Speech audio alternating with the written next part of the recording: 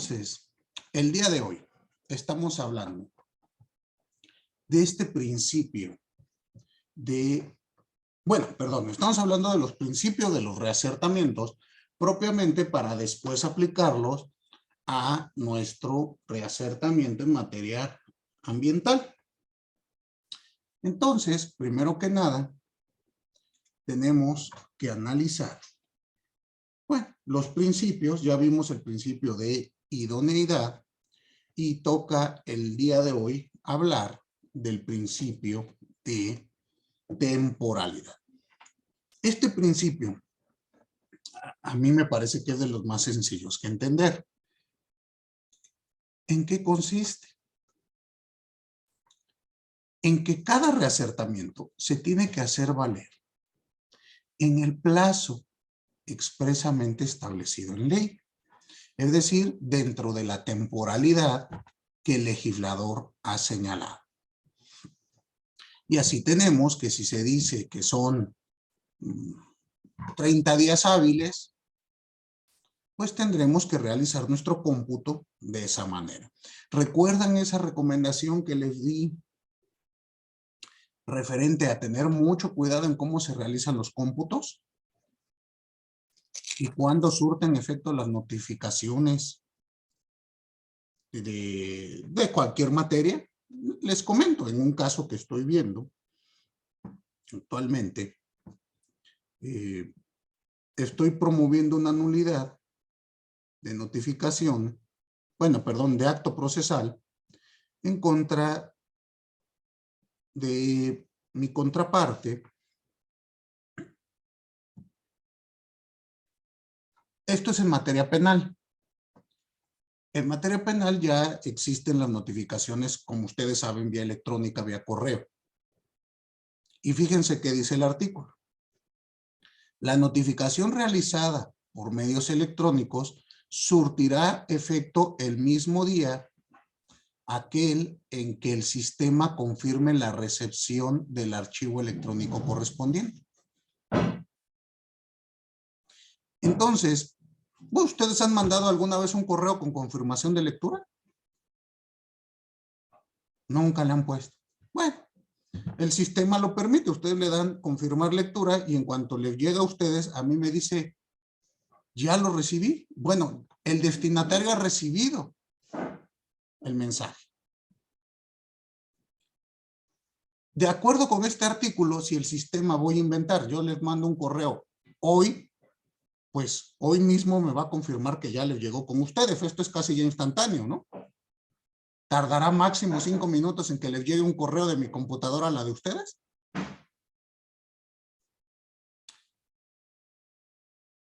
Y en este caso en particular, la contraparte realiza el cómputo, lo recibí hoy, pero yo abrí el correo hasta hoy que es 4. Yo abrí mi correo hasta el 6, entonces empieza a correr mi término el 6. ¿Qué piensan ustedes de eso? O la otra, lo recibí hoy, pero la notificación personal me dice que surte sus efectos al día siguiente. Entonces, ¿todavía tengo tiempo? No, porque hay un artículo específico. En el caso concreto de lo que les estoy hablando, es el artículo 87 del Código Nacional de Procedimientos Penales. Y esto es lo que ustedes deben de tener muchísimo cuidado. ¿Sí me explicó? ¿Por qué? Porque aquí viene este principio, el de temporalidad.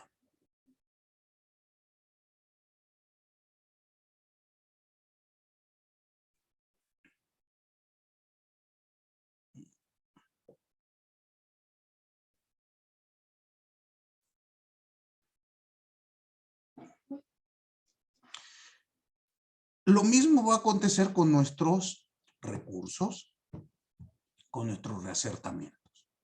La ley nos va a señalar un plazo para interponer. Recuerden, principios. Un camino de una sola vía, no tiene bifurcación y no admite contrario. ¿Pueden concebir ustedes algún reacertamiento que lo puedas interponer en cualquier momento? cuando tú quieras? ¿Creen que así va a decir la legislación? No. ¿Por qué? Porque debe de existir la seguridad jurídica, la certidumbre. Imagínense que yo tuviese que estar en ascuas si ya ganó una sentencia. A ver cuándo se le ocurre a mi contraparte impugnarla. Pues no sería viable.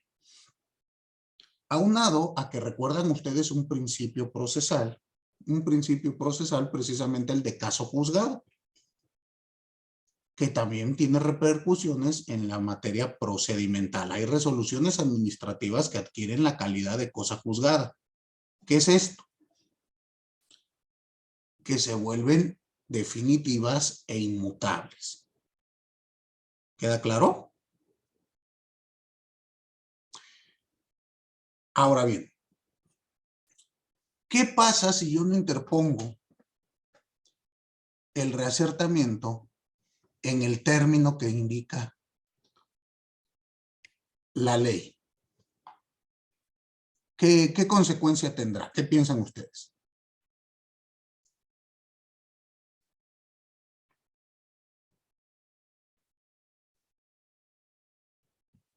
¿Alguien? Pues ya no se va a poder interponer después, ¿no? O sea, que precluye tu derecho para Es, interponerlo. exactamente, Karen. Opera una figura que ya conocíamos, que es la preclusión. ¿Se acuerdan de ella? La preclusión es la pérdida de un derecho procesal por el paso del tiempo. Muy bien. Entonces, reitero, este es el principio de temporalidad. ¿Alguna duda con él? Ninguna. Muy bien, ¿qué principio sigue?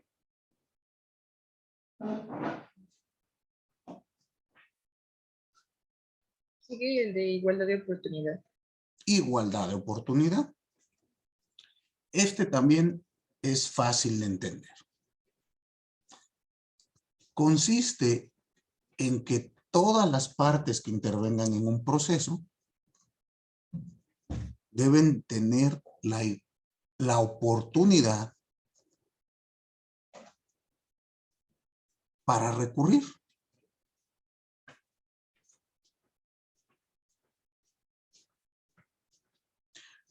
Piensen ustedes, Karen y yo tenemos un proceso. Si en el proceso únicamente Karen puede interponer apelación, ¿creen que eso nos da igualdad de armas a Karen y a mí? O viceversa. Imagínese usted, Karen, que únicamente yo puedo interponer este proceso, este reacertamiento. ¿Sería o usted lo consideraría adecuado? No. Entonces, debemos de entender que las partes que intervienen deben de tener la oportunidad igual de recurrir, de reacertar. Muy bien.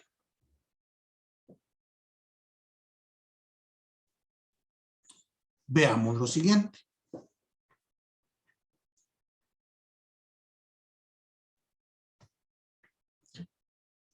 En materia administrativa, contencioso administrativa, aquí tenemos varios aspectos que preguntar. Porque pues esto parece sencillo hasta que lo vemos en la realidad. Piensen ustedes lo siguiente. ¿Ubican los procedimientos, los juicios de nulidad? Contencioso administrativo en materia federal. Usted sí, Elsa. Le pregunto, ¿la sentencia definitiva emitida en un juicio de nulidad es reacertable?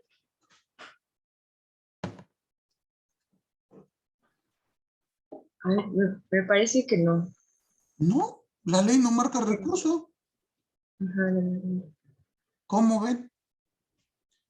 ¿Pero qué no habíamos dicho hace unas clases que el derecho a recurrir según el Pacto de San José es hasta un derecho humano? Y entonces, y pensemos lo siguiente. El legislador dice, bueno, no puedes recurrir, pero te puedes ir al amparo directo. Ya quedamos nosotros que el amparo directo no es un reacertamiento. Entonces no estamos cumpliendo con lo que nos pide el Pacto de San José. Y dos, ¿la autoridad demandada puede acudir al amparo directo? No, ¿sí? Ella tiene que promover revisión administrativa. Y entonces pareciese ser que para la autoridad si hay un recurso y para el particular no. ¿Qué les parece eso?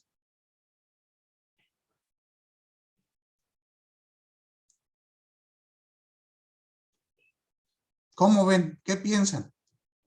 Porque ustedes me dijeron, ay maestro, eso está bien fácil, pues igualdad, pues viene de igual, que todos somos iguales y entonces igualados todos, ya pues no hay más que igualar y ya.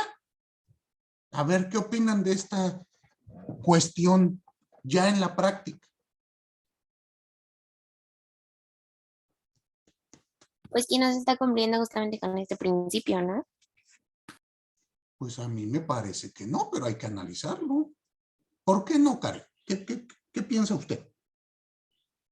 Pues porque justo como usted mencionaba, la autoridad va a tener un recurso con el cual de alguna forma, por así decirlo, se ampare o pueda como verificar su actuación y pues el particular no lo va a poder tener y de alguna forma pues es aquí donde se dan como estas corrupciones que así le llamamos, ¿no? Que si es el amigo del amigo, pues tal vez va a, pues sí, o sea, a resolver en su favor o puede que las cosas o el proceso no se dé de la forma en la que esperamos sea legalmente. Bueno, pero eso puede pasar aunque los dos tengamos el derecho, ¿no creen? Ah, bueno, o sea, sí, pero da más oportunidad a que todavía se dé pues con mayor. Pero, Karen, si lo pensamos al revés, la autoridad demandada decía, oye, yo no me puedo ir al amparo, entonces yo sí me quedo chiflando en la loma, ¿o qué hago?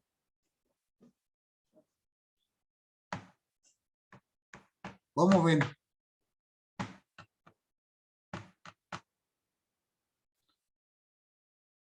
¿La autoridad demandada tendrá derecho a recurrir la sentencia si no está de acuerdo con ella?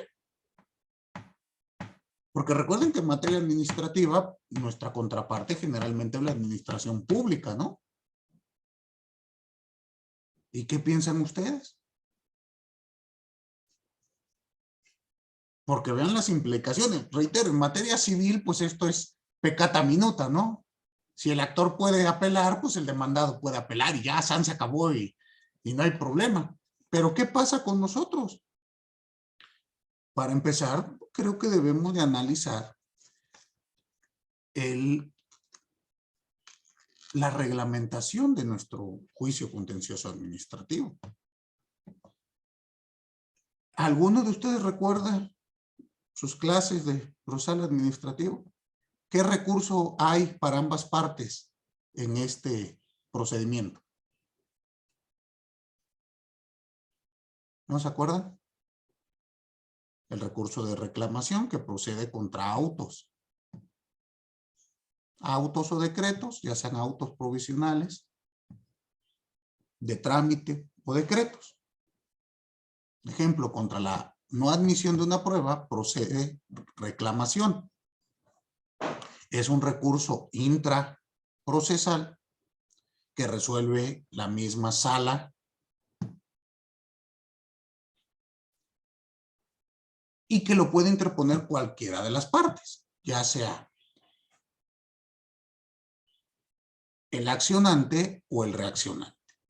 Ahí creo que no hay ningún problema, ¿no? Y se cumple a cabalidad con los principios que estamos viendo. Tiene una temporalidad y hay igualdad de partes. Si no hay igualdad para interponer.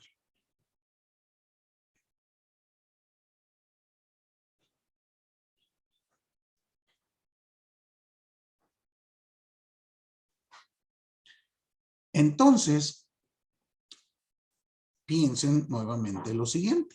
Cuando llegamos a la resolución definitiva, aquí es donde viene el problema, porque el juicio Contencioso Administrativo Federal no establece recurso alguno para impugnar la sentencia definitiva.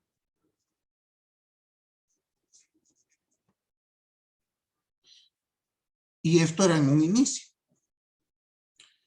En un inicio no se señalaba recurso alguno y el legislador estableció. Bueno, pues si no está conforme el accionante particular, pues que acuda en amparo.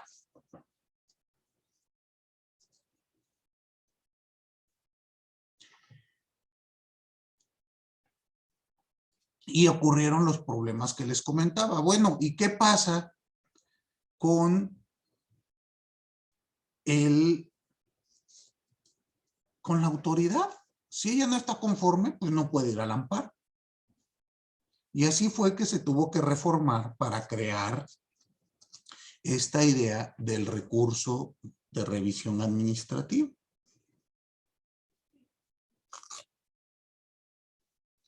Que si bien sigue las reglas del amparo, en cuanto al trámite, es decir, se envía a un colegiado, lo resuelven los colegiados, hay que entender que no puede tener esa naturaleza, porque no habrá discusión de constitucionalidad o violación a los derechos humanos de una autoridad. Eso sí queda claro. Y por lo tanto, me parece que en el intento de querer establecer una igualdad, se acentuó una mayor desigualdad.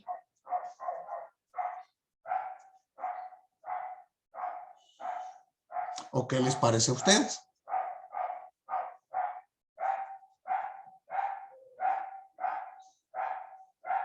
¿Usted qué opina, Dulce?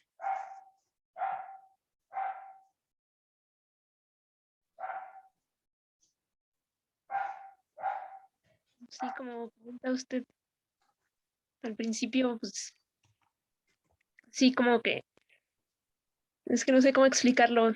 Tratan de dar una igualdad, pero a quien se debería de proteger más es al ciudadano, ¿Pero por qué? porque el ciudadano es el que está en menor desigualdad ¿En menor ante las desigualdad? autoridades. Ante las autoridades.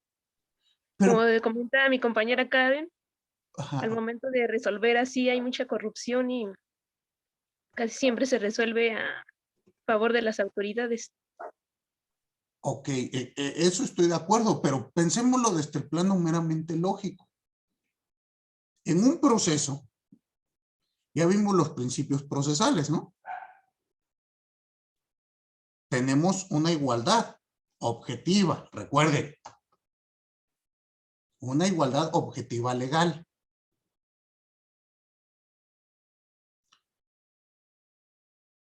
Esta igualdad apunta a que tengamos que realizar aspectos con igualdad de condiciones.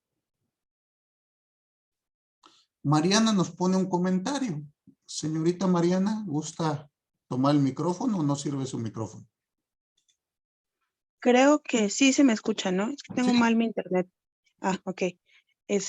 Pues yo nada más quería comentar que se puede deber a que se encuentran en calidad de servidores públicos y no en calidad de particulares. Entonces, al ser servidores públicos, pues tienen que cumplir con este papel de protección al ciudadano.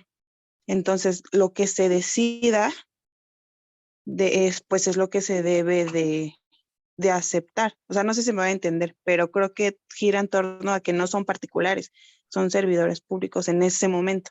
Sí, sí, sí, son servidores públicos, eso no está en discusión, pero en un proceso que no, o sea, a ver, quiero entenderlos. Cuando ustedes llegan a un proceso contencioso administrativo contra un ente público, dicen, protégeme porque yo estoy chiquito y soy particular. ¿O cómo? Y la autoridad va a decir, ah, no, yo como soy autoridad, entonces yo valgo más, o los dos tienen que estar en igualdad exacta de condiciones al ser partes. Al llegar al proceso, la autoridad No es autoridad, es parte procesal, al igual que el particular. ¿No creen? Estoy de acuerdo con todo lo que ustedes me comentan, que el particular se puede ver en algunas desventajas ante todo el poder del Estado. Completamente de acuerdo.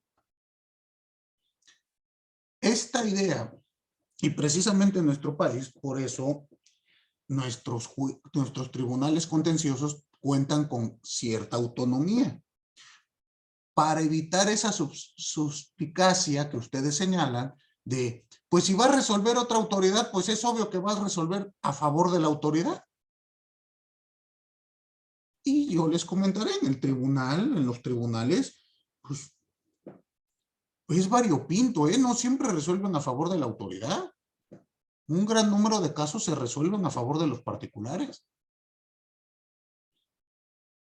Aquí el tema, ¿cuál es? Uno, tenemos que repensar cómo está distribuido nuestra secuela procedimental en el juicio contencioso administrativo federal. Y enfatizo federal porque en cuestiones locales esto ya se ha ido resolviendo. Y ya se cuentan con recursos ordinarios en contra de la sentencia definitiva. En el federal todavía no. Reitero, no podemos establecer que el amparo cumple con la función de ser un reacertamiento. Eso ya nos tiene que quedar muy claro. Y si en el proceso, en comento, no hay reacertamientos, pues es claro que se está violando la Convención Americana de los Derechos Humanos. Pero si ustedes son curiosos, van a ver que poco a poco este derecho, la corriente legislativa, lo va eliminando. Si ustedes ven en materia civil, hay ya la apelación es para asuntos de más de 700,000 pesos. Y así lo dice expresamente la ley. Solo serán apelables aquellos asuntos cuya cuantía, sin contar accesorios, es decir, la pura cuantía principal, sea superior a los 700 y tantos mil pesos. Aumenta cada año. ¿Esto qué quiere decir? Que si yo demando a Rafael por 200,000 pesos, ¿tengo derecho a apelar? No. Y tampoco Rafael, si pierde. Y les pregunto, ¿no estamos violando el Pacto de San José? ¿No se nos quita el derecho a recurrir?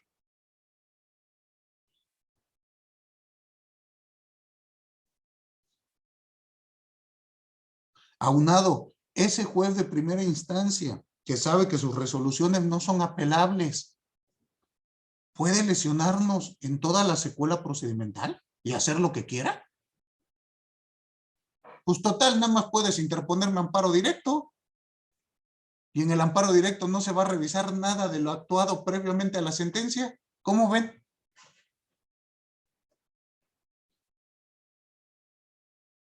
Esto está trayendo fuertes y serios problemas en la administración de justicia. La sociedad cada vez se muestra más incierta y más disconforme por el modo en el que resuelve. ¿Por qué? Pues porque se vuelven autoritarios, es propio de la naturaleza humana, ¿no creen ustedes? Decimos coloquialmente, se suben a un ladrillo y se marean, ¿no les ha pasado? ¿O no les ha tocado que a alguien le pase eso? Y a veces pasa con cosas ridículas, ¿no? Ahora imagínense teniendo la facultad de firmar si sí o si no, condeno o no condeno. Se vuelve algo ciertamente arbitrario. Entonces hay que estar muy, muy al pendiente. Esto súmenle a las reformas a la ley de amparo, en donde el amparo indirecto ya, para que proceda en cuestiones intraprocesales, ya tiene que ser una cuestión complicada, que afecte derechos sustantivos, que sea de imposible reparación. Es a veces muy complicado ya que te admitan un amparo indirecto contra actos intraprocesales. Entonces, bueno, ¿a qué los invito? A que reflexionen cómo están reglamentando los diversos sistemas procedimentales de nuestro país en las diversas materias. Y ustedes siempre tengan como faro rector estos principios, para que el procedimiento se vuelva esta secuela dinámica de actos procedimentales para emitir un acertamiento siempre apegado a la protección de los derechos humanos y al debido proceso. ¿Estamos de acuerdo? Y el proceso se convierte en un método de debate entre dos iguales ante la ley, ante un tercero imparcial, imparcial e independiente, para resolver una controversia. Si tenemos en cuenta estos elementos, no importa que sea civil, penal, administrativo, laboral, el que gusten, van a ver que son aplicables a todas las materias. Y entonces, esta igualdad debe de ser objetiva. ¿Quedó claro? En materia contencioso administrativo, tal vez sea necesario, federal, tal vez sea necesario ir pensando en alguna reforma en donde se le otorgue igualdad de oportunidad para recurrir en un recurso ordinario tanto al particular como a la autoridad. ¿Queda claro? Muy bien. ¿Dudas entonces con el principio de igualdad o ya? Igualdad de oportunidad. ¿Ninguna? Perfecto. Pasemos entonces a el siguiente principio. ¿Cuál es? El de agravio. El principio de agravio. ¿Cómo lo vamos a tener?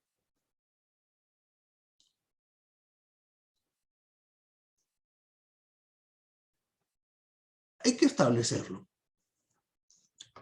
Que para que yo pueda acudir al reacertamiento, la resolución impugnada me debe de causar una ofensa, una molestia. Les pregunto a ustedes, la palabra agravio en el lenguaje coloquial, ¿a qué le suena? ¿Cómo, qué significado le dan?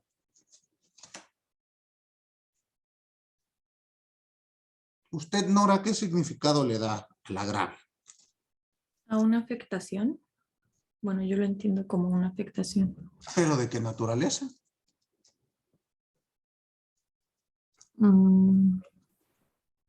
No sé, pues de cuál, o sea, que sufres un agravio como a tu persona, o sea, una afectación a tu persona o a tu esfera. Ok, pero la afectación sería de qué naturaleza. Ejemplo, si yo voy a cortarme el cabello, sufro una afectación a mi persona. Personal, ajá, una afectación personal. Ok, pero debe de tener un carácter nocivo, ¿no? Sí, ¿O qué piensa usted? sí. Sí, no, reitero, si yo voy y me corto el pelo y salgo bien, no tengo agravio alguno. ¿El agravio cuándo viene? Cuando la afectación, ya sea a mi persona, a mis derechos, a mis bienes, a mis sentimientos, es nociva. ¿Alguna vez usted ha escuchado, Nora, que digan, me siento agraviado por lo que me dijo este fulano? ¿O me agravió? Sí. Bueno, no tal cual, pero sí. Entonces, ¿cómo lo he escuchado? Si no es tal cual. Pues, no sé, o sea, no con la palabra agravio, O sea, pero lo entiendo de la misma manera cuando lo dicen. en su acontecer diario, ¿no acostumbra usted a escuchar esto? ¿Agravio? Sí, A veces. ver, ¿en qué contextos lo usa? ¿Lo escucha, mejor dicho? Pues justo también, o sea, en la carrera, cuando dicen que es un agravio como la esfera jurídica pues de cada persona y así. Ok, pero bueno, eso en el derecho creo que medio lo entendemos.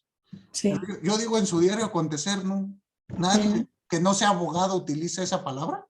Es que no lo he registrado porque nunca me he puesto a pensarlo, pero yo creo que sí. No se ha fijado si alguien más. Normalmente también es una palabra, un adjetivo que ya entra en desuso en el lenguaje coloquial, ¿no? Sí. No es muy común, por eso dicen que a los abogados nadie nos entiende porque hablamos muy raro. Pero si partimos de lo que acertadamente nos ha establecido Nora, podemos decir que este principio consiste en que para que tenga legitimación el sujeto que interpone el reasertamiento, él debe de sufrir una afectación a sus bienes jurídicos tutelados. Y esta afectación tiene que ser real. ¿Estamos de acuerdo? No puede ser futura. O no puede ser, yo supongo que me va a pasar algo así.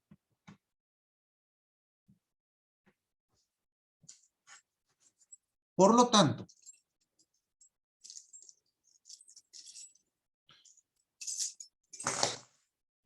hay que entender que este principio de agravio señala que me debo de doler de algo.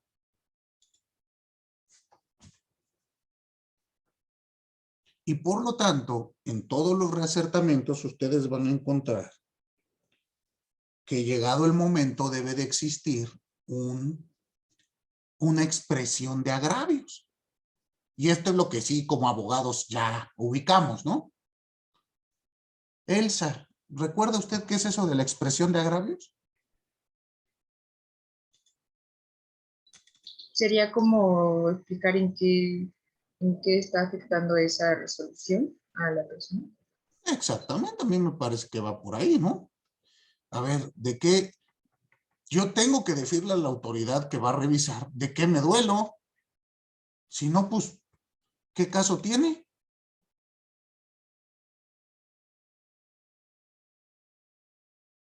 Entonces,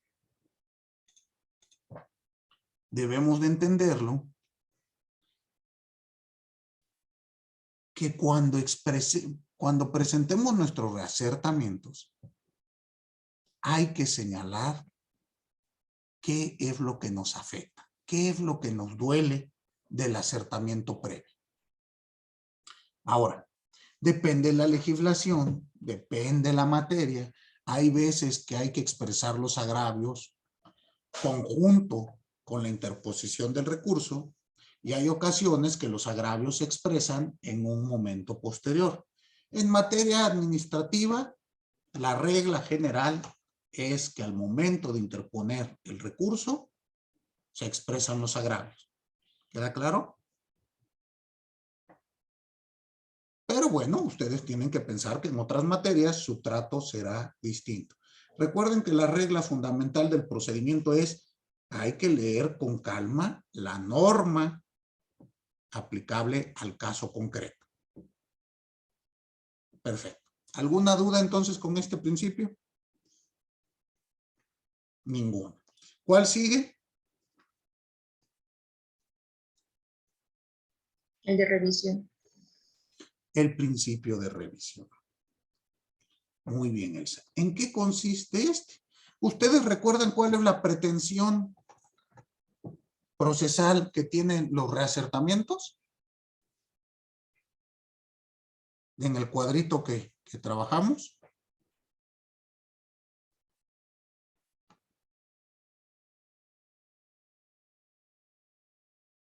¿O no se acuerdan?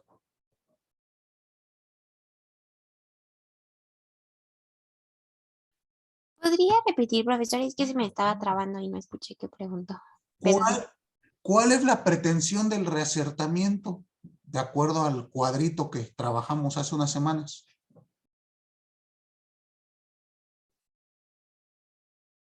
Tiene que ver con este principio, ¿no? ¿Que se sancione a la autoridad? En el reasertamiento. No. Que se revise el acercamiento previo. Exacto, Katia. Dulce, Mariana, ¿quiere comentarme algo? Pues justamente iba a decir lo que, lo que comentó Katia y decir pues que así como dice el nombre, la revisión. Exactamente, pues esto es lo que le va a dar la naturaleza a nuestro instar. Karen, la de sancionar es de la queja, me parece, ¿no? La pretensión de sanción en materia disciplinaria. Acá siempre será que se revise lo ya actuado. Y entonces debemos de entender lo siguiente. Este principio de revisión indica que el procedimiento debe de tener como fin último una adecuada segunda observación de lo actuado previamente. Y de acuerdo con la Corte Interamericana de Derechos Humanos, esta revisión debe recaer o debe de poder recaer respecto de los hechos y del derecho aplicado. Es decir, de la apreciación de los hechos que hizo la autoridad natural, llamémosle así, y de el derecho que aplicó.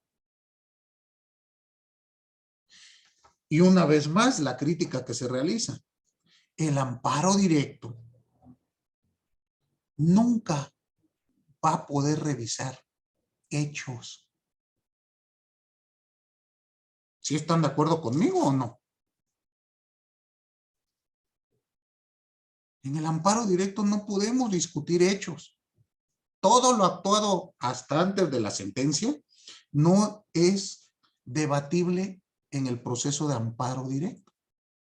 De ahí nuevamente que varios autores indican que cuando el legislador mexicano quita los recursos ordinarios y dice, ahí tenemos el amparo, uno, está sobrecargando la justicia federal. Un error, a mí me parece muy graso, porque entonces convertimos a un órgano de control constitucional concentrado en una segunda instancia prácticamente. ¿Sí queda claro? Aunado a que colapsamos el sistema en 5 minutos. O sea, ustedes saben cuántos tribunales colegiados, voy a inventar, en materia civil tenemos para el primer circuito, para la Ciudad de México. Pues yo creo que han de ser como 16, no creo que sean más. Y queremos que esos 16 colegiados resuelvan la cantidad de asuntos civiles que ya no admiten apelación, más los familiares o orales que ya no admiten apelación. ¿En cuánto tiempo les gusta que esto se colapse? Exactamente, Mariana. Mariana nos dice, por eso hay que promover los mecanismos alternativos de solución de conflictos. Pero Mariana, el problema es que nuestro legislador no tiene esa política pública. Entonces, tenemos este gran problema. Muy bien, vayan analizando. La teoría de la impugnación es un tema muy interesante y poco estudiado en nuestro país. Esos cuadros que les di hace principio de semestre que todavía veo que no han leído, denle una checadita porque ahí viene explicado todos estos aspectos. No vaya a ser que se me ocurra preguntárselos en su examen. Ya ven que luego los maestros preguntamos de los materiales que les dejamos leer para la clase ¿No les parece a ustedes eso un sinsentido? Y ustedes se ofenden porque dicen, maestro, pero si eso nunca lo vimos en la clase. Pues entonces no sé dónde lo vimos, hijo, pero claro que lo estamos trabajando en nuestra clase. ¿Está bien? ¿Está claro? Muy bien. ¿Quedó claro este último principio de revisión? Vamos a entender que a veces el legislador establece en el apartado de recursos instancias que no tienen naturaleza recursiva. Es decir, no tienen como finalidad que se revise lo actuado previamente. Por lo tanto, hay que entender que aunque el legislador lo establezca en el capítulo de recursos, no por ello se vuelve un recurso. ¿Sí queda entendido eso? ¿O no? Si no tiene como finalidad esta instancia que se revise nuevamente, o que se revise, mejor dicho, lo ya acertado, pues entonces no será un recurso, será otra cosa. Será una petición, será una queja, será otra cosa. ¿Sí queda claro?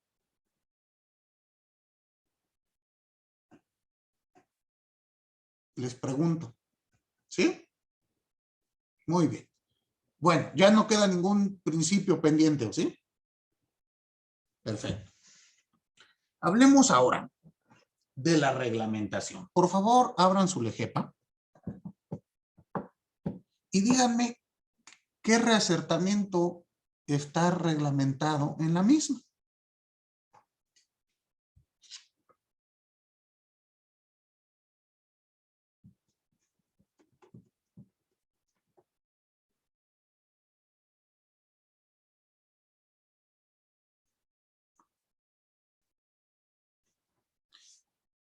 Si lo ubican,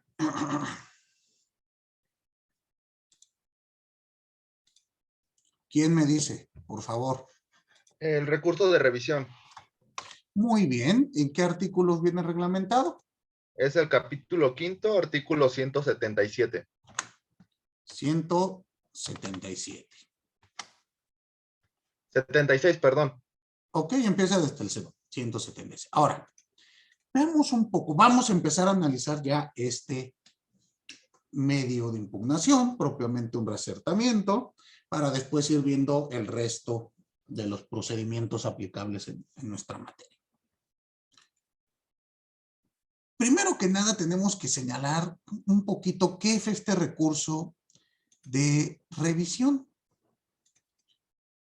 para después ver su reglamentación, su trámite, y obviamente le vamos a dedicar unas clases a explicar las causales de improcedencia y sobreseimiento.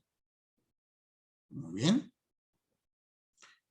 También le dedicaremos un tiempo al apartado de hechos y de pruebas que requiere para poder plantear el recurso, para que ustedes lleven nociones del mismo. ¿Queda claro? Entonces, lo primero que tenemos que decir es que este es el reacertamiento por excelencia en materia administrativa. Perdón, en administrativa ambiental. Y hay que tomar en cuenta que la finalidad del mismo, como el nombre lo indica, es que sea revisado lo ya actuado en un procedimiento.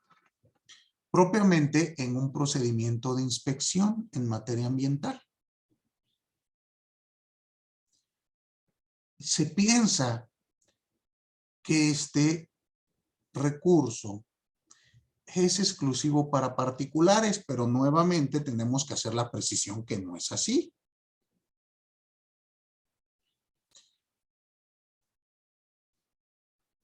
puede presentarlo válidamente una autoridad que haya sido sancionado por la Procuraduría o por cualquier otra autoridad ambiental. Piensen ustedes, Pemex. ¿Creen ustedes que Pemex pueda ocasionar daño al medio ambiente? Bien dado caso, puede ser sancionado, ¿no?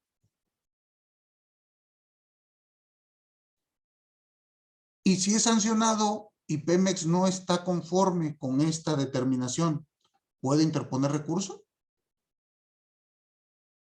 Sí.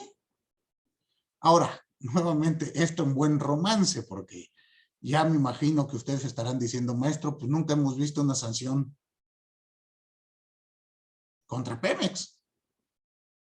Bueno, hablemos del ideal. ¿Se acuerdan cuando se incendió el mar hace un año con Pemex o ya no se acuerdan? ¿Y qué nos salieron a decir? Que no hubo daño ambiental alguno, que al revés, creo que los pescados se pusieron más, bueno, los peces se pusieron más contentos porque estaba calientita el agua a su alrededor. ¿Sí escuchó usted esa nota, Karen? ¿Y qué le pareció? Es completamente absurda. O sea, a mí me parece irresponsable y absurda. Pero bueno, pensemos en un estado donde se aplica la norma, que ahí los debiesen de haber sancionado. Y como ese ejemplo hay muchísimos, ¿no? La refinería, si mal no recuerdo, es la de Tula, que ya lleva años, que todo mundo está reportando que diario manda gran cantidad de contaminantes a la atmósfera y que igual nunca le hemos hecho nada. Y esto no es de este sexenio, sino de este, creo que de este Calderón o desde antes. Esa refinería, todo mundo dice que contamina, la gente, las personas que viven a los alrededores ya se han ido porque se enferman, les hace mucho daño, se irritan y no ha habido nunca una sanción. Y como eso, bueno, pues creo que tenemos miles de ejemplos. Pero bueno, de acuerdo con lo que establece la ley, lo puede interponer cualquier sujeto que se sienta agraviado, público o privado. ¿Cuál será la finalidad? Revisar el acertamiento emitido previamente por una autoridad ambiental.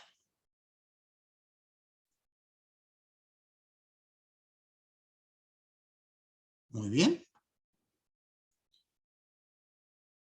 Y para entender este recurso, les pido por favor que lo hagamos utilizando igual un método. Y van a ver que con este método todos los recursos son más comprensibles. Así como cuando les preguntaba yo, ¿cuántos sujetos intervienen? ¿Se acuerdan qué preguntas se tienen que contestar o ya no? ¿Usted se acuerda, Elsa? Era la de quién pretende, ante quién pretende y qué es lo que pretende. ¿Y de quién pretende? Ah, de quién pretende. Ok, pues aquí vamos a hacer lo mismo, 6 preguntitas. ¿Sale? Estas 6 preguntas, ustedes se las tienen que contestar para analizar cualquier medio de impugnación. Y con esto van a ver que es mucho más sencillo entender. La primera pregunta es, ¿quién lo puede interponer?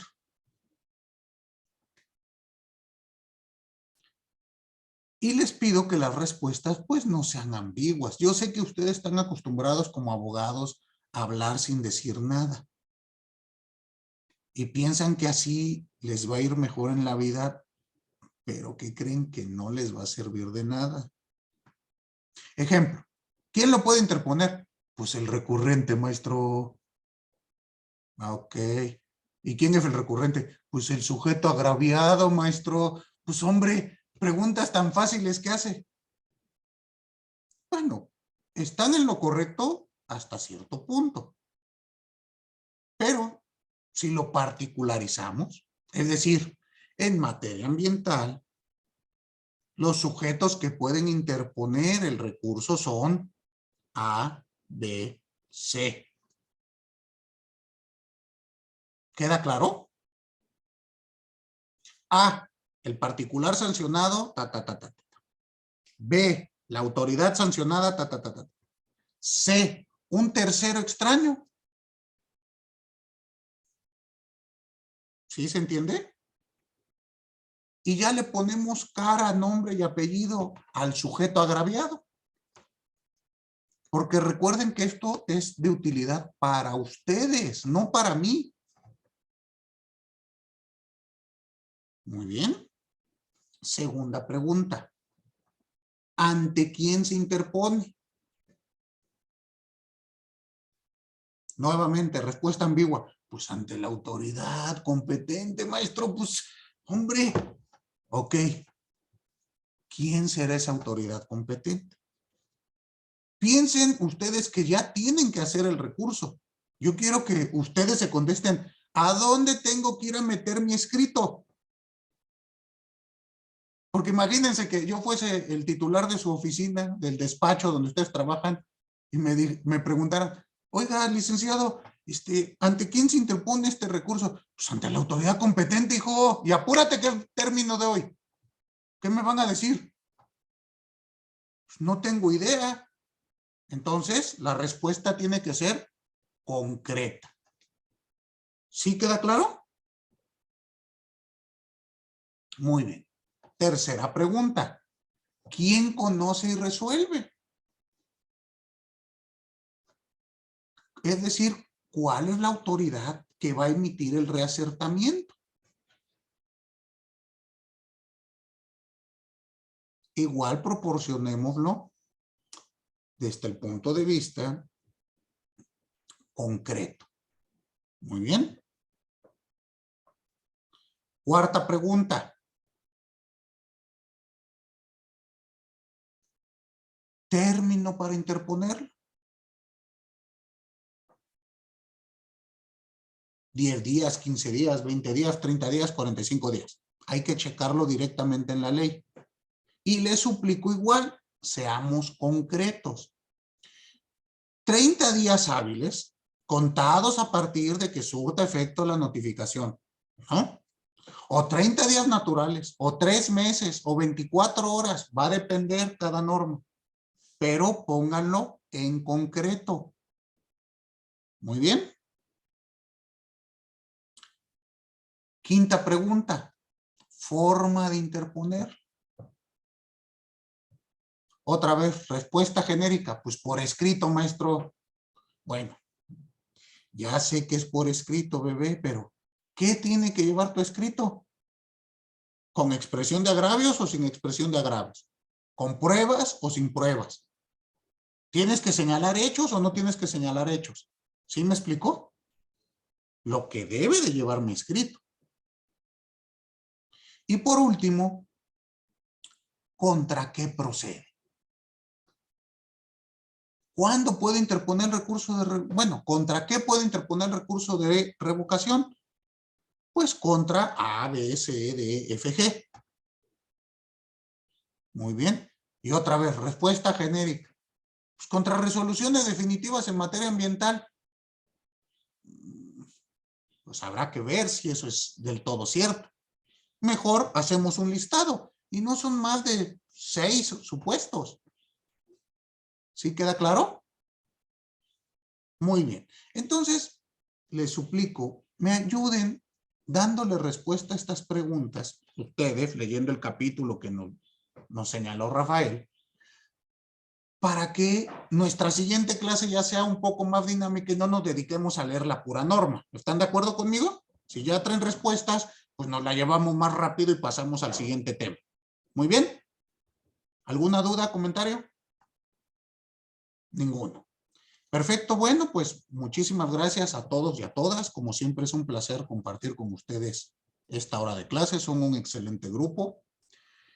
Les deseo un excelente resto de jornada y muy bonito fin de semana. Hasta luego. Gracias, profesor. Igualmente, hasta luego. Gracias, buen fin. Gracias, igualmente.